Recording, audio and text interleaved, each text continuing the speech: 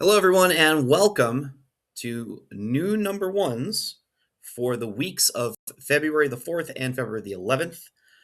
This is going to be a twofer because last week did not have the time to put together a episode of this. So you'll have to apologize. I'll have to apologize for my tardiness on this one.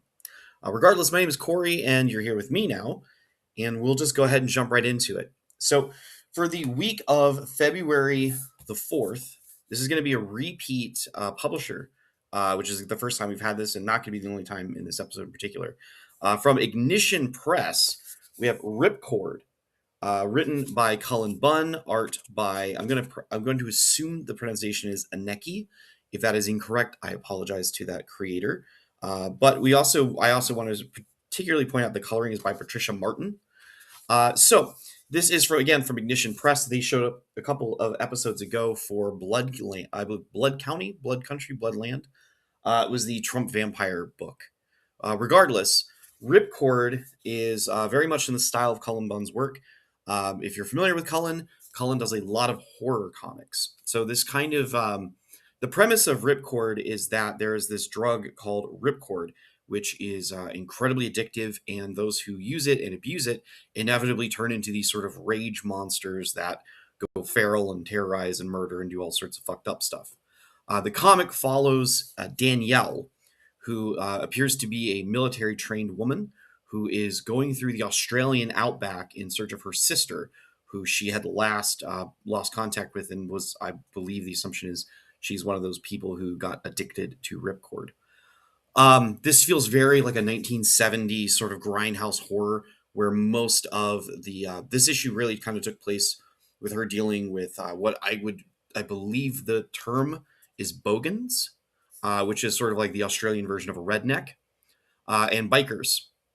So there's a very prolonged fight scene in this that's really brutal. Kind of reminds me of the Roddy Piper fight scene from They Live, which is like slow and agonizing and painful.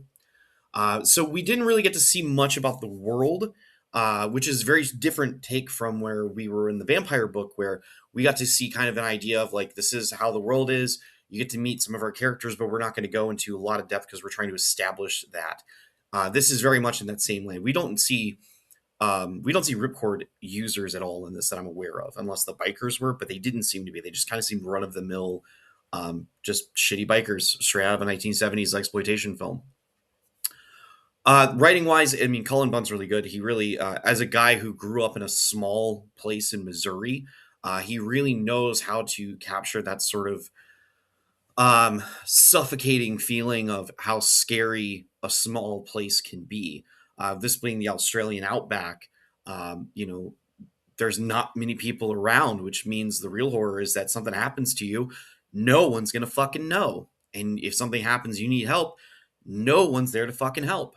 So you got a good sense of that kind of horror from this, in sort of like the sort of the cruelty of just regular old human beings.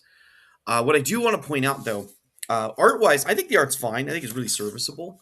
I want to really point out the coloring, which is again by Patricia Martin. This book uses a lot of reds and a lot of pinks, a lot of corals, and it really sets up kind of this. I don't know. It creates such a feeling, a vibe of this. And again, here's sort of an example of that kind of prolonged fight scene. This is the last couple pages of the book, really. So Ripcord, again, Cullen Bunn is a known name in horror, especially in comic book horror. So, I mean, this is definitely a book you should give a shot if you see it. If you don't see it at your local comic store, by all means, request it, because I think this is going to be one to watch. Cullen's very, very good. The premise is very, very good, and I think it's going to be fantastic. So that was for the week of February the 4th.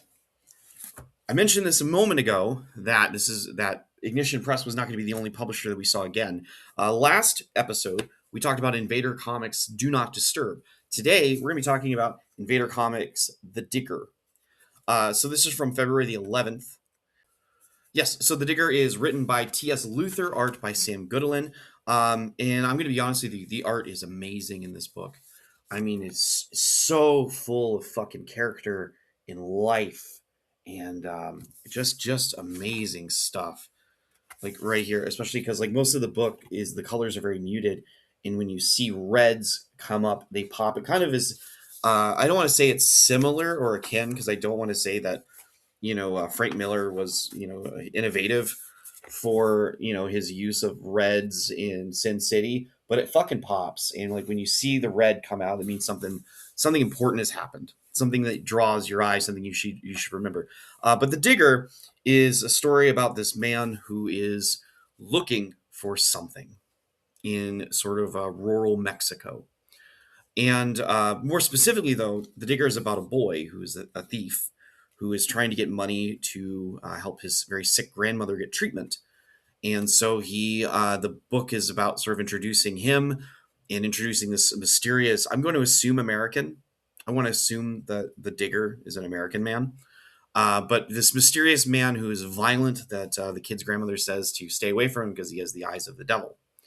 But no, great premise, great first issue. The art's phenomenal. I would say hold on for this one too. Um, it just like I said, I can't get over the art. The art's amazing in this. It's going to be fucking phenomenal when they get into it. So that's going to be it for the new number ones. What I'm also going to bring up real quick is last week's episode of our show was a relaxed fit where we talked about X-Men and Avengers movies and the Superboy event that's coming up in DC. I'm aware that we had an issue with the video. I don't know what caused that. When I edited the video and put it together, it was totally fine. The original on my computer is totally fine.